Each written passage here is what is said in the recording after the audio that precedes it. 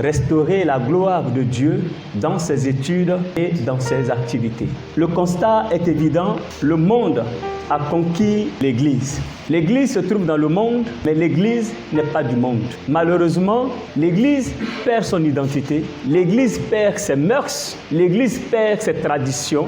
Pourquoi?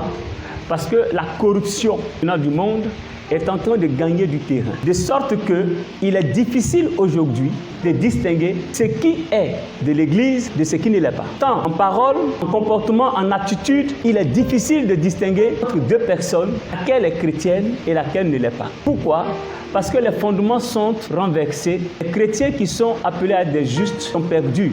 Ils sont perdus parce que la corruption est entrée. Souvent, il y a des choses qui ne devaient pas exister, mais comme il n'y a pas la bonne connaissance, ces choses-là sont acceptées et on se compromet chaque jour des attitudes par certaines acceptations que les chrétiens normalement devaient refouler. Et on ne peut pas, en marchant dans la compromission, voir Dieu. C'est pour cela qu'il est important de souligner l'intelligence de ce thème. Dieu, c'est tous les jours qu'il faut le chercher. Il ne faut pas seulement le chercher, mais il faut le chercher et le repositionner là où il doit être dans notre vie. Et la Bible dit en Psaume 14, verset 2, que ceux qui cherchent Dieu afin de le repositionner sont ceux qui ont été trouvés intelligents. Parce que d'autres sont égarés et ils vivent, ils sont contents, ils sont heureux.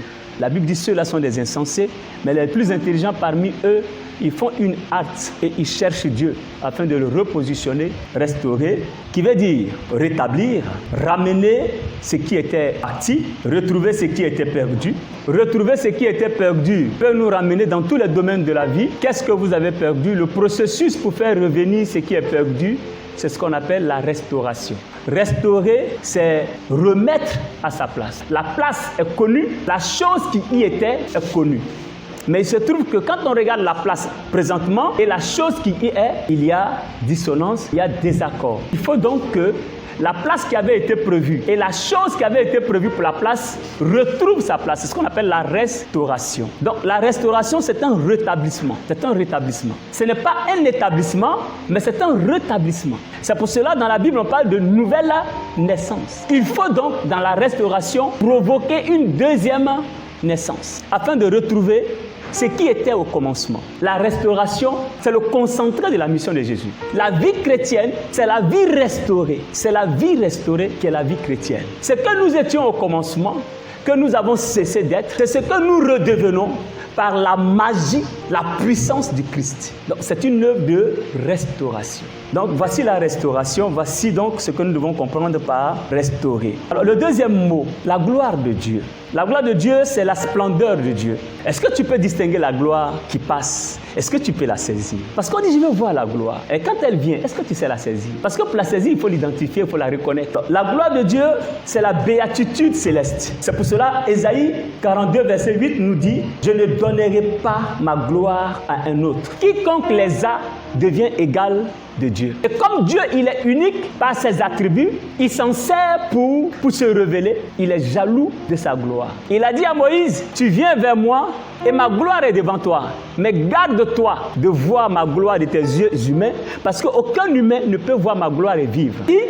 Retourne-toi et abaisse-toi jusqu'à ce que je passe. Quand je serai passé, alors de dos, tu pourras contempler ma gloire. Même à Moïse, qui a parlé vis-à-vis avec Dieu dans le buisson ardent, Dieu ne lui a pas permis de voir cette manifestation glorieuse de Dieu. Donc la gloire de Dieu, c'est Dieu lui-même. Nous chantons ses attributs dans les adorations, mais souvent on ne sait même pas quand on dit Dieu de grandeur. La grandeur là, on ne sait pas, on n'imagine même pas ce que c'est. Quand on dit Dieu de bonté, l'étendue de la bonté de Dieu. On dit Dieu de miséricorde. Ça veut dire quoi, Dieu de miséricorde? Tu n'imagines même pas la miséricorde de Dieu. Le Dieu d'amour. Pour toi, quand tu dis un Dieu d'amour, c'est qui? Tu ne mesures pas l'amour de Dieu. Mais Dieu seul sait. Quand il dit je vous aime, il sait ce qu'il met dans je vous aime. Et il est le seul à manifester cet amour-là. Et quand il manifeste ça, on appelle ça la gloire de Dieu. La gloire de Dieu, c'est la manifestation spirituelle des attributs exclusifs et non négociables de Dieu. L'expression visible ou la réalité de sa présence. Bien aimé, la gloire de Dieu doit être visible. Il rend la manifestation de sa gloire visible afin que par cette manifestation, nous puissions témoigner de lui. Job dit,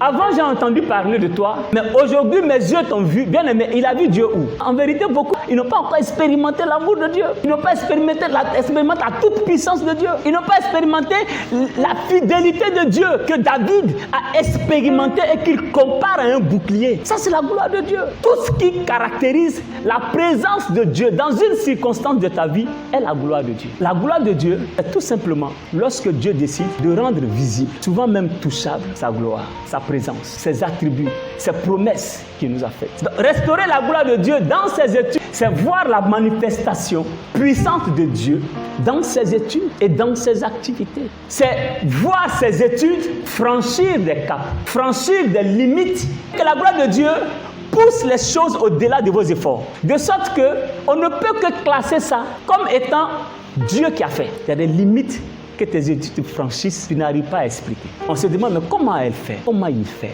Quand on arrive à ces questions, c'est que vous n'êtes pas loin d'expérimenter la gloire de Dieu dans ce que vous êtes en train de faire. Parce qu'on vous regarde, on vous juge, on vous pèse. Votre foi, votre poids, votre taille, c'est-à-dire tout ce qui est en vous ne vaut pas le résultat que vous donnez. Automatiquement, on se résume à dire c'est Dieu qui l'a fait. Voilà comment la gloire de Dieu travaille dans nos études et dans nos activités. Il faut pouvoir ramener ces études et placer ces études donc sous la gouvernance de Dieu. La Bible nous parle aussi d'études. Esdras avait appliqué son cœur à étudier et à mettre en pratique la loi de l'Éternel et à enseigner au milieu d'Israël les lois et les ordonnances. Étudier, c'est l'application de l'esprit visant à apprendre et à comprendre avec méthode une chose. C'est ce qui fait la différence entre celui qui est allé à l'école et celui qui a appris sur le tas. C'est la méthode. Celui qui va à l'école, il acquiert la connaissance, mais cette connaissance, elle est acquise par une méthode scientifique.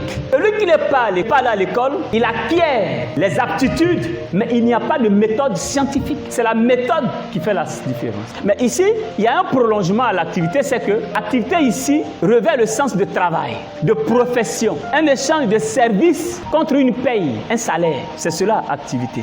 Mais pour la Bible, l'activité ou les activités pour un chrétien ne se résument pas seulement au travail. Toutes les actions qu'il pose, la Bible appelle cela les activités de l'homme. Ou alors, vous verrez plutôt les œuvres de l'homme. Dans ces œuvres, il y a le comportement, il y a les attitudes, il y a le travail que tu fais. C'est tout cela que la Bible appelle les œuvres. Et toutes ces œuvres seront soumises au scanner de la sainteté de Dieu. Il faut aller au-delà des études, il faut aller au-delà des activités, mais c'est toute ta vie qu'il faut repositionner dans la gloire de Dieu.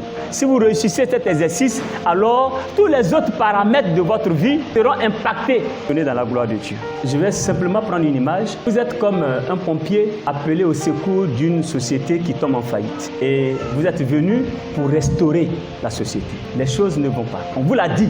Mais quand vous arrivez, puisque vous êtes appelé et envoyé en mission pour atteindre un objectif, quand vous arrivez, vous ne vous jetez pas directement dans l'entreprise, prendre les choses et puis commencer déjà à travailler. Il y a un préalable. Cela est vrai pour l'entreprise qui tombe en faillite, mais cela est aussi vrai pour des études en faillite, des activités pour un travail qui est en faillite, pour un mariage qui est en faillite, pour une famille qui est en faillite. Cela est aussi vrai.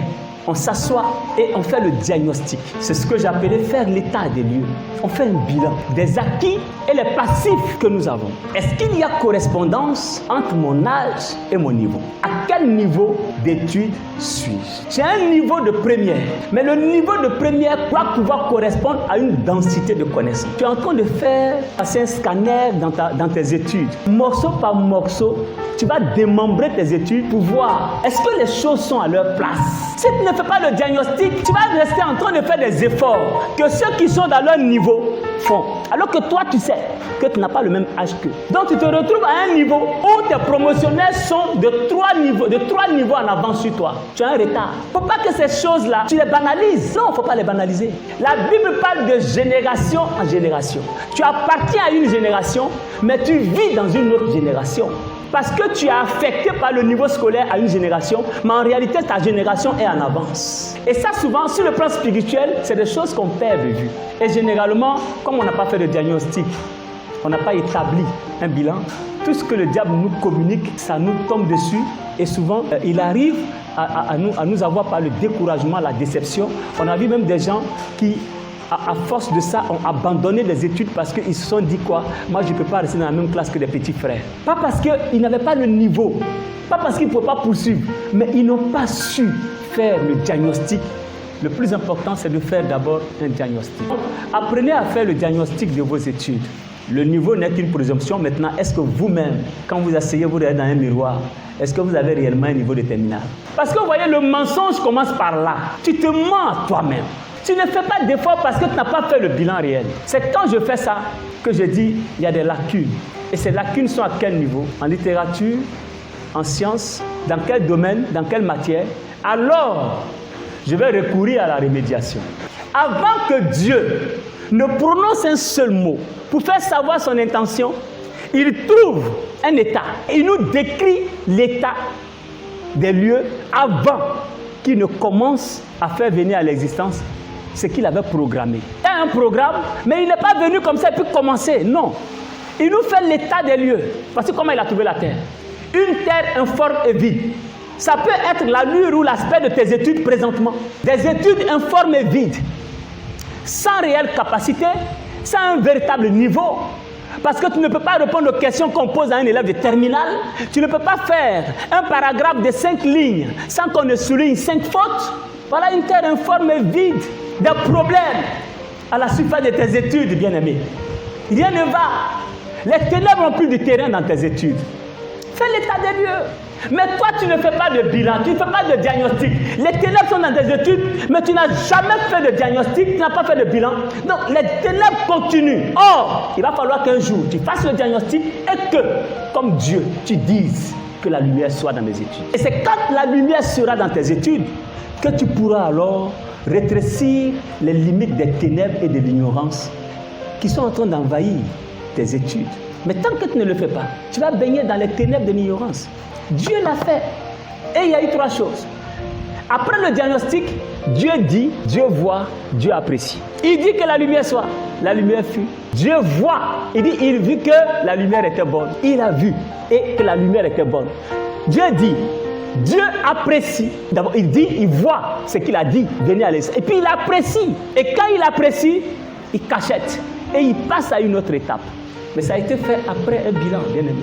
Quand Christ dit, si vous revenez à moi, je reviendrai à vous, c'est de ça qu'il parle. Quel que soit le degré ou la profondeur de ton péché, si tu as eu le courage d'établir un bilan et de dire, Seigneur, je reviens à toi. Seigneur dit, si ce Père dans la chair a pu réserver à ce Fils indigne un tel accueil, imaginez, bien-aimé, tout à l'heure je parlais de l'amour de Dieu dont on ne connaît même pas la profondeur, l'envergure. Mais imaginez le Dieu, notre Dieu. Mais c'est parce qu'on ne fait pas de bilan. On ne fait pas de bilan. Ayons l'habitude de le faire. Toi seul, rentrez en toi-même. Revisitez vos études depuis le commencement jusqu'à maintenant. Voyez là où vous êtes. Qu'est-ce qui a marché? Qu'est-ce qui n'a pas marché? Et si tu es professionnel, mais tu es encore jeune, certainement tes diplômes sont encore frais, revisite ton parcours scolaire. Vous allez voir qu'il y a des choses qui nous rattrapent dans la vie professionnelle. L'origine se trouve où? Dans le processus de nos études. Le 3e axe, c'est prendre conscience que les choses doivent changer. Je fais mon bilan, mon diagnostic et je constate que ceux qui ont déjà 4 villas, qui ont 5 voitures, les astuces illicites, moi je ne m'inscris pas là-dedans. En ce moment, leurs biens, leur maison, leur fortune, vous allez voir que ma conscience sera tranquille, je ne serai plus emmerdé, je ne serai pas traumatisé, je n'aurai pas de complexe d'infériorité. Pourquoi? Parce que je sais que je suis honnête avec moi-même. Ce que mon salaire peut, c'est ce que je fais avec. Et je suis sûr que mon temps viendra, mais ce temps sera celui que le Seigneur aura marqué pour moi. C'est ça aussi qui active la vraie repentance. Beaucoup de gens sont dans le péché. Ils sont conscients qu'ils sont dans le péché. Mais ce qui manque, c'est l'engagement de faire changer les choses là. La volonté de faire changer les choses. La foi que les choses doivent changer qui manque. Mais ils sont conscients qu'ils vivent mal. Et beaucoup de chrétiens sont dans cette situation-là. Ils pêchent, ils savent qu'ils pêchent. Ils viennent chaque matin, ils vont se repentir, repentance sur repentance, mais ils ne changent pas. Parce que la décision de changer doit venir d'eux. Cette décision manque. Prendre conscience d'un péché, d'une situation ne suffit pas. Prendre conscience que tes études sont à la traîne, ça ne suffit pas. Prendre conscience que tu es en retard sur le plan professionnel, ça ne suffit pas. Il faut associer à la prise de conscience un engagement ferme, une conviction inébranlable. Il faut prendre une décision. Et sans cette décision, la situation va rester. Personne ne viendra changer les choses à votre place. C'est à vous d'acter les choses dans votre vie. Cela est très important. Les gens font des bilans et les bilans sont dans les casiers. Non, après un bilan, il y a une décision à prendre. Tu peux être dans un état de dénuement total et puis le Seigneur te dit, je te vois dans un avion en partance pour les États-Unis. Bon, quand tu regardes dans la situation dans laquelle tu es et puis on dit on te voit dans l'avion, ça ressemble à un jus. Celui même qui donne prophétie comme ça, là, c'est comme ça, tu commences à dire les gens et leur prophétie là. Est-ce que tu ne te vois pas? Non, le changement est possible. Le changement est possible. Car Marc 9, verset 23 dit, Jésus lui dit, si tu peux, tout est possible à celui qui croit. Alors, ouais, le gars lui dit, Jésus, si tu peux. Jésus dit, la question, ce n'est pas si tu peux. Parce que le pouvoir t'a été déjà donné. Et moi, je veux.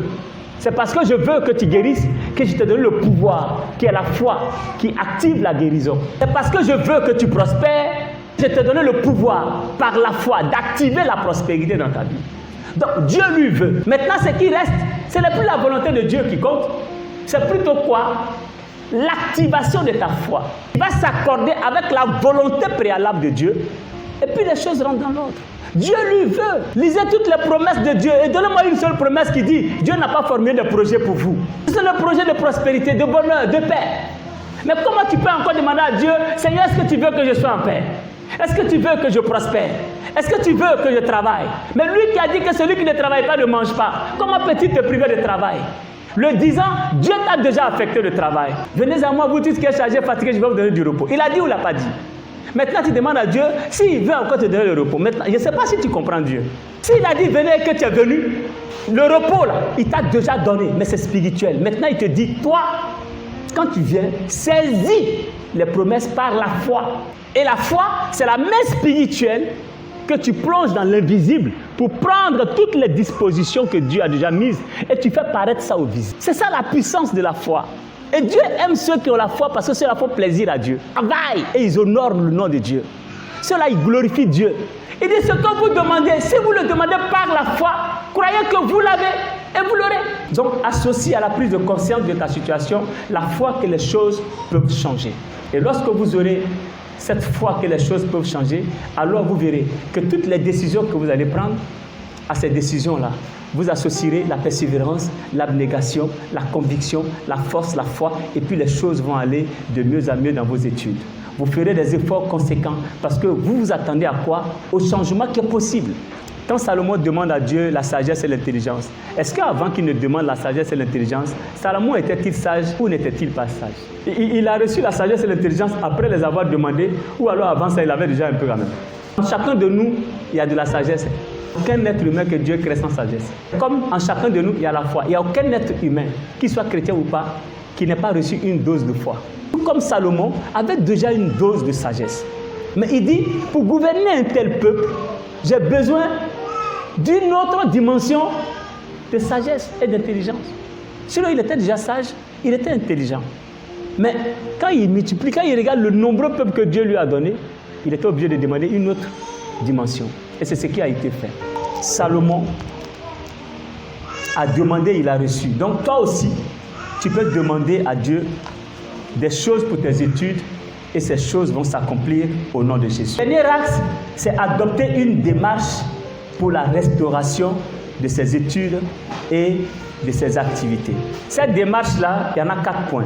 Donc la première étape pour la restauration de tes études, la restauration de la gloire de Dieu dans tes activités, dans ton mariage, dans quoi que ce soit que tu veux dans ta vie, la première étape, c'est d'inviter Jésus. Il faut inviter Jésus dans ta vie, dans tes études. Inviter Jésus dans ses études, cela suppose quoi? Si tu trichais avant là, les bagarres là, il faut arrêter. Parce que tu ne peux pas inviter Jésus à tricher avec toi. Regarde, si tu avais une attitude d'insolence, d'irrespect, de rébellion vis-à-vis de ton enseignant, tu es contraire à la parole de Dieu, tu n'es pas en train d'inviter Jésus dans tes études. Tu ne peux pas être un élève impoli, un élève insolent, un élève qui ne respecte pas les autorités de l'école et puis dire que je suis chrétien et Jésus est dans ma vie, tu mens. Parce que les autorités établies, Dieu dit, il faut leur obéir. Tu es rebelle à Dieu en étant rebelle aux autorités de l'école, à tes enseignants. Or, toi, tu n'es pas comme les autres, tu es un enfant de Dieu. Donc, inviter Jésus, c'est d'arrêter un certain nombre de pratiques qui sont contraires, voyez, à la culture chrétienne. Mais tu es chrétien, prends conscience que tu es chrétien. Le fait d'être en kaki et être ensemble ne justifie pas les actes que tu poses. Tu dois veiller parce que tu as invité Jésus. Repends-toi dans tes études des pratiques dont tu avais l'habitude, mais qui ne glorifient pas Dieu, comme Zachée l'a fait. Il a invité Jésus, il a reçu Jésus, mais il a invité Jésus. Il ne s'agit pas d'inviter seulement Jésus, mais quand il a invité Jésus, il a posé un acte, il s'est repenti. Et après la repentance, Christ lui dit, le salut est rentré dans la maison. Tu veux que le salut rentre dans tes études. Tu veux que la gloire de Dieu descende dans tes études, dans tes activités. Bien aimé, il faut faire comme Zachée. Il y a des pratiques qu'il faut arrêter. Il y a des choses qu'il faut arrêter. Que Dieu prenne plaisir à demeurer dans tes activités, que tes études soient restaurées, que Dieu prenne plaisir à t'accompagner dans tes études. Sinon, deuxième étape, bien aimé, consulter Jésus.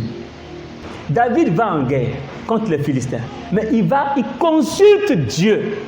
Monterai-je contre les Philistins? Les livreras-tu entre mes mains? Si Dieu dit non, il dit il ne va pas. Il ne suffit pas de l'avoir avec soi, mais il faut le consulter. Tu l'invites chez toi et puis tu ne le consultes pas. Il faut consulter Dieu. On consulte Dieu par la prière et le jeûne, par la méditation de la parole de Dieu. Il faut consulter Dieu quand Dieu te parle, il te montre la route. Alléluia, il te montre le chemin. C'est en le consultant qu'il éclaire tes pensées. Tu veux entreprendre, consulte Dieu. Seigneur, voici ce que je veux faire. Oriente-moi. Montre-moi la sagesse qu'il faut pour que je puisse aboutir. Donne-moi l'intelligence de cette activité-là. Parce qu'il y a une intelligence qui est rattachée à toutes les activités. Le niveau dans lequel tu es, tu as besoin d'une dose d'intelligence, de capacité. Demande à l'Éternel, il va te donner. Vous voyez, c'est des prières qui paraissent simples, mais en même temps banales, tellement banales qu'on ne s'en préoccupe même pas. Et puis on arrive, premier jour de classe, on est assis à côté d'un morveux. C'est le premier jour. Donne-moi un allié de taille, un allié important. Donne-moi un voisin de choix qui pourra être pour moi un porteur d'eau. Pas un voisin qui me pose, qui me fait des crocs en jambes. Pas un voisin hypocrite. Pas un voisin médiocre. Parce qu'il va déteindre sur toi avec sa médiocrité. Pas un voisin bavard. Pas un voisin voleur. Parce qu'il te fera manger le fruit de son vol. Et tu vas finir par être coupable de ce qu'il fait. Demande à Dieu de disposer à tes côtés un voisin qui soit agréable à lui, qui peut te pousser au travail. J'avais un élève qui me frappait tous les matins pour arracher mon petit déjeuner. Tous les matins. Donc quand les parents disent aujourd'hui il n'y a pas l'argent, je pleure, ils pensent que c'est parce que je m'avais mangé, c'est parce que le gars va me frapper. Ce n'est même pas pour mon propre ventre. C'est parce que mon bourreau m'attend. Le jour où je viens sans argent, comme ça je suis mort. Il me frappe. Mais le jour où le Seigneur me l'a livré, c'est pas bon. Hein? J'ai rendu tout mon coup. Les gens même ne savent pas, ils disent non, il ne veut pas. Oh, le monsieur n'avait pas la force. C'était la peur qui me fatiguait. J'avais peur de le combattre. Dans Palab d'amusement, je l'ai soulevé 3 fois, je l'ai déposé. J'ai dit, on dirait le gars, il n'a pas force. Hein? Mais le même soir, il faut me voir en train de le provoquer. Mais je te l'ai tabassé dans le gazon de la sous-préfecture. J'ai rendu tout mon coup. Les mauvaises compagnies corrompent les bonnes mœurs. Fais attention. Avec qui marches-tu? Avec qui t'assois-tu? Bien aimé, en tant que chrétien, on doit veiller sur ces choses-là. Parce que ça déteint forcément sur tes études. Consultez Jésus, bien aimé. Consultez Jésus. Et la dernière étape pour finir, c'est d'obéir à la voix du Seigneur. Donc, inviter Jésus. Il faut l'inviter dans ta vie. Il faut l'inviter dans tes études. Et quand tu l'invites, ça veut dire abandonner ce qui ne le glorifie pas. Parce que si tu continues de faire ce qui ne glorifie pas Dieu alors que tu l'as invité, il ne va pas rester. Deuxièmement, quand tu l'as invité, il est avec toi. Tous les jours, tu marches avec lui. Qu'est-ce qu'il faut faire? Il faut le consulter. Tu l'as consulté, il t'a parlé. Ce qu'il a dit là, il faut faire. Maintenant, il se trouve qu'il y a des gens, ils veulent forcément que Dieu donne une réponse à laquelle ils s'attendent. Mais comme ils ont consulté, Dieu a parlé, mais ils ne veulent pas cette réponse-là. Donc, ils font comme si Dieu n'a pas encore parlé. Et ils vont commencer à faire quoi? Demander conseil aux humains. Que de prendre Dieu comme conseiller et appui, toi tu t'appuies sur l'homme parce qu'il va te dicter ce que ta chair désire. Quand tu dis J'ai invité Jésus dans ma vie. Quand tu dis, je consulte Jésus, respecte-le jusqu'au bout, en obéissant aussi à ce qu'il dit. C'est à ton avantage qu'il t'a dit de dire oui, alors que toi tu voulais dire non. Que ça t'arrange ou pas, apparemment ça ne t'arrange pas. Mais Jésus, tout ce qu'il fait te concernant, t'arrange normalement. C'est parce que tu ne comprends pas pour le moment que c'est à ton avantage qu'il t'a dit de dire non, alors que toi tu voulais dire oui. Donc en obéissant à Dieu lorsqu'on l'a consulté, nous sommes bénis et nous réussissons tout ce que nous entreprenons.